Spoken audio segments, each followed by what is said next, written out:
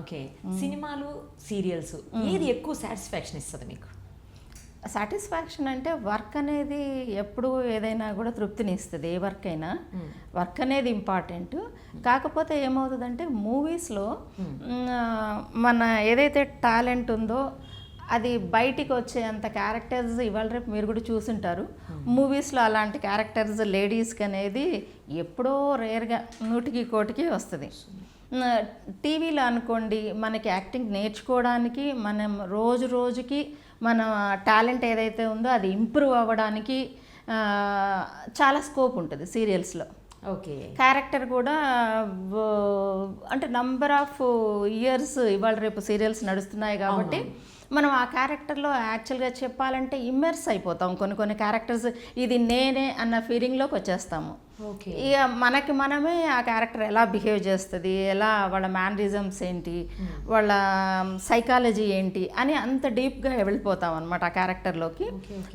మనం ఇంకా లోపల అంత ఇమ్మర్స్ అయిపోతాం కాబట్టి టోటల్ మనం యాక్ట్ చేయగల న్యాచురల్గానే వచ్చేస్తుంది, ఆ క్యారెక్టర్ లాగే బిహేవ్ చేస్తాం. ఓకే. సో ఇప్పుడు రెమ్యూనరేషన్ పరంగా అయితే ఏది సాటిస్ఫాక్షన్ ఇస్తుంది? రెమ్యూనరేషన్ అంటే ఆబ్వియస్లీ మూవీసే. యా. ఓకే. మీ కెరీర్ అసలు ఎట్లా స్టార్ట్ అయిందండి? కెరియర్ ఎలా స్టార్ట్ అయింది అంటే మా ఫ్యామిలీలో ఎవరు లేరు ఇండస్ట్రీలో. ఓకే. నేను కూడా ఇండస్ట్రీకి రావాలని ఎప్పుడూ అనుకోలేదు. యాక్చువల్గా నాకు రైటింగ్ హాబీ ఉండేది. ఓహో. నేను రాసేటప్పుడు అప్పుడు మ్యాగజైన్స్ ఉండేవి, ఆంధ్రభూమి, మయూరి, ఆంధ్రజ్యోతి, వీక్లీస్ ఉండేవి. ఆ వీక్లీస్కి నేను ఇంటర్వ్యూస్, షార్ట్ స్టోరీస్, ఆర్టికల్స్ ఎక్కువ రాస్తూ ఉండేదాన్ని అనమాట. రాస్తున్నప్పుడు మా హస్బెండ్ కూడా రైటర్ అనమాట.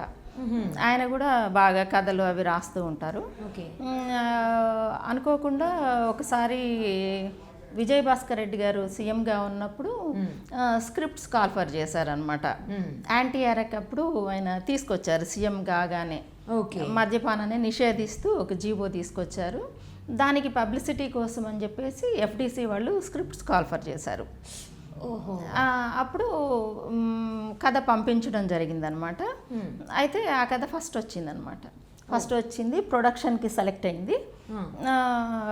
నేను ఆటోమేటిక్గా ప్రొడ్యూసర్ అయిపోయాను. దానికి 3 నందులు వచ్చాయి. నాకు బెస్ట్ ప్రొడ్యూసర్గా అప్పుడు మొత్తం కలిపి కదా 2 తెలుగు స్టేట్స్లో ఫస్ట్ లేడీ ప్రొడ్యూసర్, నేను నంది అవార్డు తీసుకున్న ప్రొడ్యూసర్. గ్రేట్. Thank you. ఎలా అండి, అంటే ఆ స్టోరీ చెప్పండి, ఏం రాశారు అసలు? ఆ స్టోరీ యాక్చువల్గా అది రాసింది మా వారు. ఆయన మ్యారీడా? ఓహో, మ్యారీడ్. మా హస్బెండ్ కథల పోటీకి పంపించారు ఆ కథ. అయితే కథల పోటీకి పంపిస్తే అది రిజెక్ట్ అయ్యి వచ్చేసింది అనమాట. ఇట్లా తెలిసిన వాళ్ళు ఇలా స్క్రిప్ట్స్ అడుగుతున్నారండి, మీరు ఎందుకు పంపించకూడదు, మీరు రైటర్ కదా అన్నారు. అంటే నేనేం చేశాను, ఆ రిజెక్ట్ అయ్యి వచ్చిన కథని తీసుకుని నేను స్క్రీన్ ప్లే రాసుకున్నాను అనమాట. యాక్చువల్గా మా హస్బెండ్ ఏం చేశారంటే 3 పార్ట్స్గా రాశారు. అది యాంటీ ఎరక్ మీద కదా. ఆయన ఏం చేశారంటే హై క్లాస్ ఫ్యామిలీస్లో తాగితే ఎలా ఉంటాయి రెప్యుటేషన్స్, మిడిల్ క్లాస్లో ఎలా ఉంటుంది, లో క్లాస్లో ఎలా ఉంటుంది, అలా 3 పార్ట్స్గా రాశారు. అయితే నేను దాంట్లో ఆ 3 భాగాల్లో ఓన్లీ ఒకటి లో క్లాస్ ఒకటే తీసుకుని దాన్ని స్క్రీన్ ప్లే లాగా కన్వర్ట్ చేసి పంపించాను అన్నమాట, డైలాగ్ వర్షన్. అప్పటికి అసలు స్క్రీన్ ప్లే అంటే ఎలా ఉంటుంది, ఎలా రాయాలనేది కూడా తెలియదు. అయితే తెలిసిన వాళ్ళని ఎలా రాయాలండి స్క్రీన్ ప్లే, ఇది ఎలా ఉంటుంది అన్ని డీటెయిల్స్ అడిగాను. అడిగితే వాళ్ళు చెప్పారు, అమ్మ మనము రీడింగ్లో డైలాగు ఒక పేజీకి ఆల్మోస్ట్ 1 minute వస్తుంది డ్యూరేషను. అలాగే మనము యాక్షన్ పార్ట్ అంతా లెఫ్ట్ సైడ్ రాయాలి, డైలాగ్ పార్ట్ అంతా రైట్ సైడ్ రాయాలి. పైననేమో తెలుసు కదా స్క్రిప్ట్, మనకి లొకేషను, సెట్ ప్రాపర్టీ, ఆర్టిస్టులు ఇదంతా ఉంటారని చూపించారనమాట. అది చూసి అది ఫాలో అయ్యి కరెక్ట్గా అన్ని పేజీలు కౌంట్ చేసుకుని డైలాగ్స్ ఇవంతా కట్ చేసుకుని ఎలా రాయాలో అలా రాసా అనమాట. అది నంబర్ 1 వచ్చింది. స్టోరీ ఏంటండి అసలు, దేని మీద రాశారు ఆ స్టోరీ? అదే యాంటీ అరక్ మీద, మద్యపాన నిషేధం అనమాట. ఒక లో క్లాస్ ఫ్యామిలీ ఉంటుంది. లో క్లాస్ ఫ్యామిలీలో అదే హస్బెండ్ తాగుడికి బానిస అవుతాడు. తర్వాత ఏంటంటే అతనికి ఒక టీనేజ్ డాటర్ ఉంటుంది. ఇద్దరు పిల్లల్లో ఒక టీనేజ్ డాటర్ ఉంటుంది. ఆ ఊర్లో పల్లెటూరు సబ్జెక్ట్ అనమాట. ఆ ఊరి కామందులాగా మోతుబరిలాగా అలా ఉంటారు కదా. ఆయన ఏంటంటే ఈ అమ్మాయిని ఎక్కడో చూసి ఆ అమ్మాయి మీద మనసు పడతాడు. అతను ప్లాన్ చేసి ఏం చేస్తాడంటే ఇతన్ని తన దగ్గరికి రప్పించుకుని అతనికి ఎక్కువ మందు అలవాటు చేసి, అంటే ఆల్రెడీ ఉంది, కొంచెం ఎక్కువ అలవాటు చేసి అతనికి తనే అప్పిచ్చేసి తన ఇల్లు తాకట్టు పెట్టుకుని వాళ్ళని రోడ్డు మీదకి ఈడుస్తానని చెప్పేసి బ్లాక్మెయిల్ చేసి హెరాస్ చేసి ఆఖరికి అతనే అమ్మాయిని అతని దగ్గరికి పంపించేట్టు అలా చేస్తాడు, క్రియేట్ చేస్తాడు యాక్చువల్గా సబ్జెక్ట్లో. అయితే ఇంకా అప్పుడు ఇంట్లో వైఫ్ ఇంకొక డాటరు వీళ్ళు ఇతనికి యాంటీగా వద్దు అని చెప్పేసి అది చాలా డిస్కషన్ అవుతుంది. అతను వినడు, అప్పులు ఉన్నాయి కదా వినడు. అప్పుడు ఏం చేస్తారంటే అప్పట్లో అది చాలా మా సబ్జెక్ట్కి ముగింపు అనేది చాలా కొత్తగా అనమాట.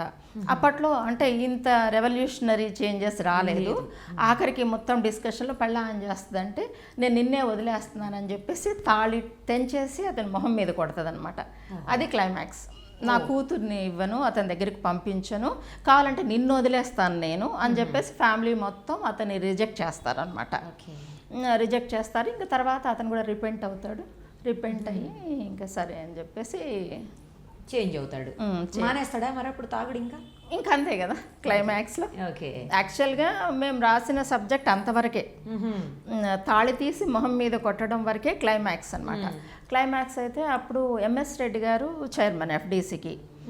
ఆయన ఏంటంటే డిస్కషన్లో అన్నారు, ఎంత తాగుబోతు వాడైనా పెళ్ళాం పిల్లలు రిజెక్ట్ చేస్తే మారకుండా ఉంటాడా, లేదు దాన్ని మార్చండి అని చెప్పేసి కొంచెం యాడ్ చేశారు. అంటే మళ్ళీ యాడ్ చేసి మళ్ళీ దాన్ని కరెక్ట్ చేసి మళ్ళీ షూట్కి వెళ్ళామన్నమాట, రీషూట్కి.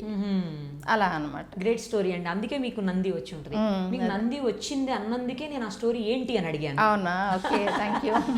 ఆ స్టోరీ ఏంటి, ఎందుకు అంత గొప్ప స్టోరీ కాబట్టి మీకు నంది వచ్చింది. అవును. ఓకే, దానికి యాక్చువల్గా ఏంటంటే ఏవిఎస్ గారు దాంట్లో యాక్ట్ చేశారు. ఫస్ట్ టైం టీవీకి యాక్ట్ చేయటం ఏవిఎస్ గారు అదే అనమాట. అప్పటికే ఇదేది పెళ్లి పుస్తకము ఇలా 1-2 మూవీసే వచ్చాయి ఆయనవి. తుత్తి క్యారెక్టర్ ఉండింది కదా, అదొకటే చేశారు ఆయన, అదొకటే తెలుసు అందరికీ. మా దాంట్లో ఫస్ట్ టైం యాక్ట్ చేశారు. దానికి సాంగ్ కూడా ఆయన రాశారు, ఏవిఎస్ గారు దానికి సాంగ్ రాశారు.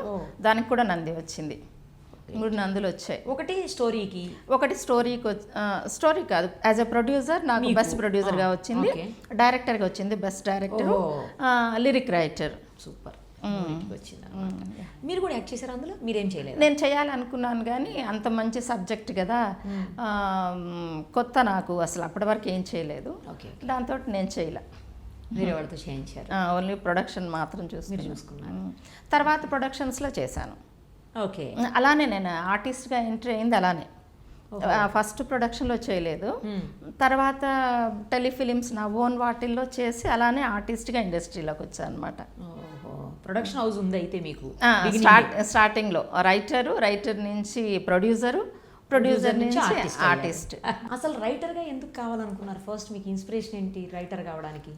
రైటర్గా ఇన్స్పిరేషన్ అంటే నేను జస్ట్ హై స్కూలు చదివే టైంలో ఎదన్పూడి సులోచనారాయణ గారు, మాదిరెడ్డి సులోచన గారు, ఇట్లా వీళ్ళ నావెల్స్ ఎక్కువ చదివే హ్యాబిట్ ఉండేది నాకు. ఓహో, చాలా పిచ్చిగా చదివేదాన్ని. ఇక నావెల్ స్టార్ట్ చేస్తే ఆల్మోస్ట్ ఆ రోజు అయిపోవాల్సిందే, అది కంప్లీట్ అయిపోవాల్సిందే. అలా ఒక్కొక్కసారి ఇంకా హాలిడేస్ ఖాళీగా ఉన్నప్పుడు రోజు ఒక నావెల్ చదివేదాన్ని అనమాట. అంత పిచ్చిగా చదివేదాన్ని. అది చదివే టైంలో అనుకునేదాన్ని రాయడం చాలా ఈజీ అనుకునేదాన్ని. కథలు రాయడం, నావెల్స్ రాయడం చాలా ఈజీ. అవి ఏముంటుంది, స్టార్టింగ్లో కొంచెం వర్ణిస్తారు కదా, డిస్క్రిప్షన్, నదులు ఇలా పారుతున్నాయి, పక్షులు ఇలా ఎగురుతున్నాయి, అలా ప్రకృతిని మొదలుపెట్టి తర్వాత హీరోయిన్ ఇలా హంసలాగను ఏదో వయ్యారంగా నడుచుకుంటూ వస్తుంది, ఆమె ఇంత అందంగా ఉంది, అమ్మాయిని వర్ణించడము, తర్వాత డైలాగ్ వర్షను, అమ్మాయి ఇలా వెళ్తుంది, వాళ్ళు మనం మామూలుగా మాట్లాడుకున్నట్టే కదా. అవును అవును. సబ్జెక్ట్లో కూడా క్యారెక్టర్స్ మాట్లాడుకుంటాయి అంతే. మన రియల్ లైఫ్లో కొన్ని క్యారెక్టర్స్ ఎంటర్ అవుతూ ఉంటాయి. బేస్ హీరో హీరోయిన్స్ని పెట్టుకుని వాళ్ళ లవ్ మెయిన్, ఆ ఏజ్లో లవ్ స్టోరీసే కదా ఎక్కువ ఉంటాయి. ఇది ఇంకా అప్పట్లో ఏంటి అందరూ మాట్లాడుకునేవాళ్ళు కదా, హీరో రిచ్ హీరోయిన్ పూరు, అవే సబ్జెక్ట్స్ వచ్చాయి. రివర్స్ లేదంటే ఇట్లా వైస్ వర్సా అట్లా ఉండేది. రాయడానికి చాలా ఈజీ అనుకునేదాన్ని. అయితే నేను 15 years అప్పుడు నా హాస్టల్ మేట్స్ని వదిలేసి వెళ్ళిపోతూ, అంటే నాకు అప్పుడే మ్యారేజ్ ఫిక్స్ అయింది, 15 yearsకి మ్యారేజ్ అయింది అనమాట. యా వెళ్ళిపోతూ చెప్పాను, నా పేరు మీరందరూ గుర్తుపెట్టుకోండి, ఎప్పటికైనా నేను రైటర్ అవుతాను, నా పేరు చూడండి మీరు అని చెప్పేసి వచ్చాను అనమాట. అప్పటి వరకు అసలు ఏం రాయలేదు, అంతవరకు పేపర్ మీద ఎప్పుడు పెన్ను పెట్టలేదు, కథ రాయాలని ప్రయత్నించలేదు, ఎందుకో రాస్తానన్న కాన్ఫిడెన్స్ ఉండేది. వాళ్ళందరికీ అలా చెప్పేసి వచ్చాను. లక్కీగా ఏంటంటే మ్యారేజ్ అయిన తర్వాత మా హస్బెండ్కి కూడా హాబీ ఉండేది కథలు రాయడం అనేది. మ్యారేజ్ అయ్యాక తెలిసింది అనమాట ఆయన కథలంతా ఇది అనమాట. ఆయన పంపిస్తూ ఉండేవాళ్ళు రాసి, నేను కూడా మ్యాగజైన్స్ చదవడము, నావెల్స్ చదవడము ఇదంతా చాలా పిచ్చి ఉండేదన్నమాట. ఇక ఒక స్టార్టింగ్ ఫస్ట్ కథ ఎలా అంటే, నేను అంటే నాకు నిజంగా నా లైఫ్లో జరిగిందేనమాట. ఒకసారి నేను బస్సులో వస్తున్నాను, అప్పుడు సిటీ బస్సులు ఉండేవి, నేనే ఒంటరిగా ట్రావెల్ చేయాల్సి వచ్చింది, సిటీ బస్సులో వస్తున్నాను అనమాట. వస్తూ ఉంటే సిటీ బస్సులో ప్రాబ్లమ్స్ తెలుసు కదా, జెంట్స్ వెనక నుంచి ఇలా ఒకతను అలా చేస్తున్నాడు. అయితే టికెట్స్ తీసుకునేటప్పుడు యాక్చువల్గా నేను లగ్డీకపూల్ నుంచి మెహదీపట్నం మాసప్ ట్యాంక్ దగ్గర నేను దిగాలి. అతను ఏం చేశాడు, మెహదీపట్నానికి టికెట్ తీసుకున్నాడు, నేను మాసప్ ట్యాంక్ అనమాట. నేను తీసుకున్నాక ఏం చేశాడు, అది నేను విన్నాను, మెహదీపట్నానికి టికెట్ తీసుకున్నాడు అనేది నేను విన్నాను. నా వెనక కొంచెం ఇలా మిస్బిహేవ్ చేస్తున్నాడు. ఇక నేను మాసప్ ట్యాంక్లో నేను దిగిపోయాను. దిగిపోతే అతను కూడా మెహదీపట్నం అంటే ఇంకా నెక్స్ట్ స్టాప్, అవును, నాతో పాటు దిగేశాడు అనమాట. దిగేసి నా వెనక ఫాలో అవుతూ వస్తున్నాడు అనమాట. ఇంకా నాకు నిజంగా చాలా భయం వేసింది. ఫాస్ట్గా ఎలాగో ఇంటికి వచ్చేసాను అనమాట. అది నేనేం చేస్తుందంటే ఒకరోజు సరదాగా మా హస్బెండ్కి చెప్తున్నాను అనమాట, ఇలా చేశాడు ఒక అతను, ఇలా చేశాడు అని ఏదో సరదాగా మాట్లాడుతూ ఇలానే, అవును ఇది కథలాగా రాస్తే ఎలా ఉంటుంది, కథ అంటే మరి దానికి ఏదో ఒక ముగింపు ఇవ్వాలి కదా, ముగింపు ఇవ్వాలి. అప్పుడు ఆంధ్రభూమి మ్యాగజైన్లో సింగిల్ పేజీ కథలు అని వచ్చాయి, అది ఒక పేజీలోనే ఉంటుంది అనమాట కథ.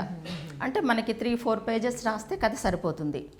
దాంట్లో మనం కట్ చేసి ఎడిట్ చేసి కొంచెం వేసుకుంటాం, లేదు టోటల్ కథనే సింగిల్ పేజీ కథలు అని చెప్పేసి, అంటే మనకి ప్రింటింగ్లో ఒక పేజీ, మన రైటింగ్లో 3 pages రాస్తే సరిపోద్ది అనమాట ఆ కథ. అలా వచ్చేదనమాట. దాంట్లో మన ఫోటోనో మన అడ్రస్సో ఏదో ఇచ్చేవాళ్ళు అనమాట. అయితే సరే దానికి సరిపోతుంది అని చెప్పేసి దానికి నేనేం చేశాను, దీనికి కొసమెరుపు ఉండేది అప్పట్లో కథలకి. ఏం చేశానంటే నేను అతను ఫాలో అయితే ఏం చేశానంటే, అంటే మన ఇంటికి వెళ్తే మన ఇల్లు తెలుస్తుంది, మరి అతనికి తెలియకూడదు ఇల్లు అని చెప్పేసి దారిలో ఎవరో ఒకళ్ళ ఇంటికి వెళ్ళాను, ఫ్రెండ్ ఇంటికి వెళ్తే అతను కూడా ఫ్రెండ్ ఇంటికి వచ్చాడు, అదే ఇంటికి వచ్చాడు. ఇంతకు చూస్తేనేమో ఆ ఫ్రెండ్ వాళ్ళ హస్బెండో బ్రదరో ఏదో అనమాట. అయితే మా ఫ్రెండ్ నన్ను చూసేసి లోపలికి వెళ్ళి కాఫీ తెస్తానని ఏదో వెళ్ళింది. ఇంతలో ఇతను వచ్చేసి కాళ్ళ మీద పడిపోయి ప్లీజ్ చెప్పొద్దని చెప్పేసి అలా దానికి కొసమెరుపు అలా ఇచ్చి ఆ కథ రాశాను. నిజమైతే అది కాదు, నిజం కాదు, అది కొసమెరుపు ఏదో ఒకటి ఇవ్వాలి కాబట్టి అలా, అంటే డిస్కషన్లో కథకి ఏదో ఒకటి ఇవ్వాలి కదా ముగింపు, అలా ఇచ్చాను. అది ఫస్ట్ అటెంప్ట్ నాది, అది కూడా పబ్లిష్ అయిపోయింది. దాంట్లో అడ్రస్ అది ఇచ్చేవాళ్ళు. ఆ ఒక్కదానికి అంత చిన్నదానికి చాలా లెటర్స్ వచ్చినాయి అనమాట. చాలా లెటర్స్ వస్తే మనకి ఇంకా ఫస్ట్ టైం రాసాము, చాలా ఉత్సాహం ఉంటుంది కదా, ఇంకా రాయాలి అలా ఆ ఇన్స్పిరేషన్ తోటి కథలు రాయడం మొదలుపెట్టాను. కథలు రాస్తూ చెప్పాను కదా, అనుకోకుండా ప్రొడక్షన్కి సెలెక్ట్ అయింది, అలా ప్రొడ్యూసర్ అయిపోయాను. నా ఓన్ దాంట్లోనే యాక్ట్ చేస్తూ ఆర్టిస్ట్ అయిపోయాను అనమాట. ఫస్ట్ మీ ఓన్ దాంట్లోనే యాక్ట్ చేశారు? అవును. ఏం క్యారెక్టర్ యాక్ట్ చేశారండి? అదే హీరోయిన్ దాంట్లో లీడ్ రోలే. లీడ్ రోలే. ఓకే. కథ మనదే, ప్రొడక్షన్ మనదే కదా, డైరెక్షన్ మా హస్బెండే, మొత్తం స్క్రీన్ ప్లే మొత్తం మనదే కదా, వేరే వాళ్ళకి ఎందుకు ఛాన్స్. అది. ఓకే. మూవీస్లో ఫస్ట్ ఎలా వచ్చారు మరి? మూవీస్లోకి అదే ఈ కథలు ఇవి రాస్తున్నప్పుడు మ్యాగజైన్స్లో అవి ఇంటర్వ్యూస్, ఫొటోసు. ఆ మూవీలో ఏదో 2-3 మూవీస్ ఫోకల్ పాయింట్ అని చెప్పేసి ఒక స్టూడియో ఉండేది, ఫోటో స్టూడియో. వాళ్ళు అడిగారు ఏదో మేము కొత్త సినిమా తీస్తున్నాము, హీరోయిన్ కావాలి అని చెప్పేసి. అప్పుడు ఇంట్రెస్ట్ లేకుండా ఉండే, నేను చేయనని చెప్పేదాన్ని స్టార్టింగ్లో. అయితే ఇక ఫ్రెండ్స్ వీళ్ళంతా ఉంటారు కదా, ఎందుకు అందరూ ఆఫర్స్ కోసము వాళ్ళు వెంట పడతారు, వాళ్ళు వచ్చి నిన్ను అడుగుతుంటే నువ్వు చేయకపోవడం ఏంటి, చెయ్యి అని చెప్పేసి అందరూ చెప్తా ఉంటే మనకి కొంచెం తిరుగుతుంది కదా, అవును కదా, నిజమే కదా అని చెప్పేసి, ఫోటోజెనిక్ కదా, నువ్వు చెయ్యొచ్చు కదా అని చెప్తే చెప్పగా చేశారు. ఫస్ట్ మూవీ ఏదండి? ఫస్ట్ మూవీ యాక్చువల్గా నర్తకి అనే మూవీ. అది నేషనల్ అవార్డ్స్కి వెళ్ళింది కానీ రిలీజ్ అయినట్లేదు. ఆ తర్వాత స్టార్టింగ్ మూవీ మోహన్ బాబు గారిది అల్లరి పోలీస్. అల్లరి పోలీస్. తర్వాత నెక్స్ట్ మూవీ ఈవీవి గారిది ఆయనకి ఇద్దరు అనుకుంటా, ఆయనకి ఇద్దరు. ఆ తర్వాత ఏ మూవీ ఫస్ట్ రిలీజ్ అయింది?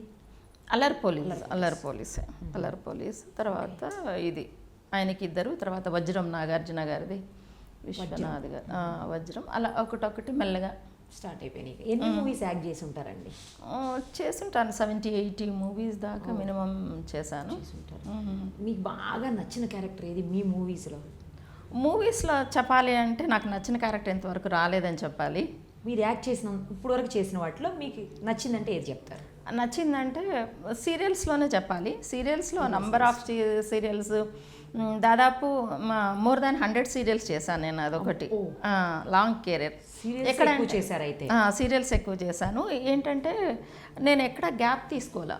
ఆల్మోస్ట్ ఎర్లీ 90sలో నా ఫస్ట్ కథ పబ్లిష్ అయింది.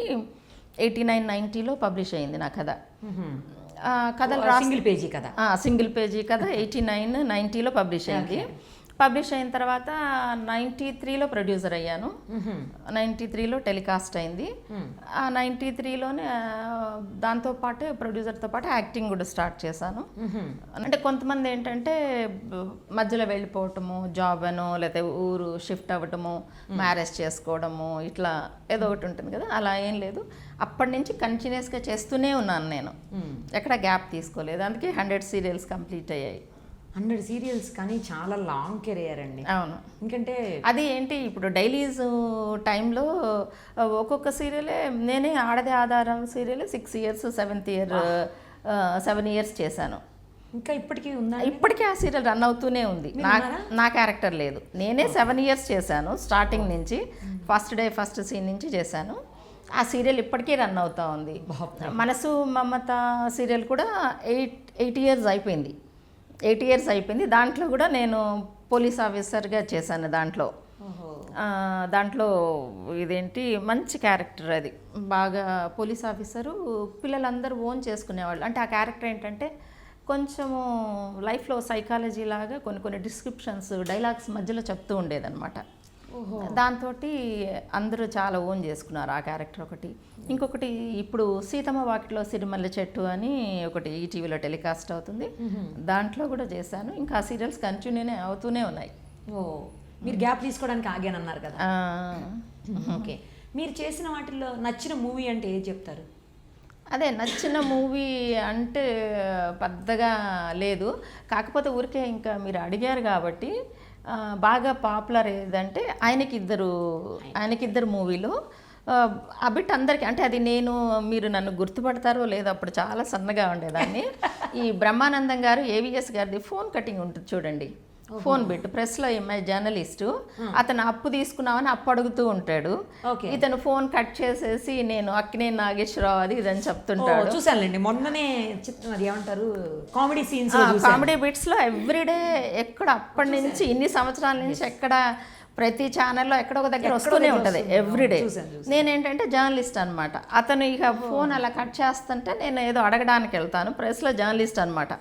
ఇవాళ రేపు దాంట్లో ప్రశ్నలు జవాబులు ఏదో ఒక పేజ్ ఉంటుంది మ్యాగజైన్లో, దానికోసం ఆయన దగ్గరికి వెళ్తే ఫోన్ కట్ చేస్తే నేను లాక్కుని తీసుకుని ఏంటండి చెప్పండి అని చెప్తే ఇలా అప్పు ఇవ్వట్లేదు అంటే, సార్ ఆయన నాగేశ్వరరావు గారు అప్పు అడుగుతున్నారు ఇది అని చెప్పి క్లియర్గా వినిపించిందా? ఇచ్చేయి. అదే కదా. అది పంచ్. అది బాగా పేలింది. అవును, అది చూసాను కానీ మీరని తెలియదు. అదే నేనని ఇప్పటికీ అనుకోరు, ఇప్పుడు చూస్తే అనుకుంటారేమో. అర్థమైపోతుంది. యా, నేనని గుర్తుపట్టరు. అదొకటి బాగుంటుంది. ఇంకొకటి గంగోత్రి మూవీలో ఇదేంటంటే తనికెళ్ళ భరణి గారి వైఫ్, మేము ముస్లిమ్స్ అనమాట, మాకు హోటల్ ఉంటుంది. మన అబ్బాయి ఎవరు అల్లు అర్జున్ హీరో అనమాట, మా దగ్గర వస్తాడనమాట హోటల్కి. ఈమె తెలంగాణ శకుంతల గారు కూడా ఉంటారనమాట. తెలంగాణ శకుంతల గారు లావో ఓ లావో పానీ లావో ఇడ్లీ లావో అంటే హిందీ రాదు కదా, అంటుంటారా? అదొకటి కొంచెం కామెడీ బిట్, అది కూడా బాగుంటుంది. లావో అంటే ఏంటి నువ్వు లావో అంటున్నావు, నేను లావుగా ఉన్నానా అని తను మీద అంటే నన్ను అంటుంది అనుకుంటుంది అనమాట. మేడంకో పానీ లావో ఓ లావో అంటే ఏంటి నన్ను లావు అంటున్నావా అని చెప్పేసి అదొక బిట్ బాగా. Hi, this is Bharat. Please subscribe. Please subscribe. Please subscribe Please subscribe Please subscribe to Mirror TV. Subscribe to Mirror TV. to Mirror TV. Mirror TV. To Mirror TV. Thank you.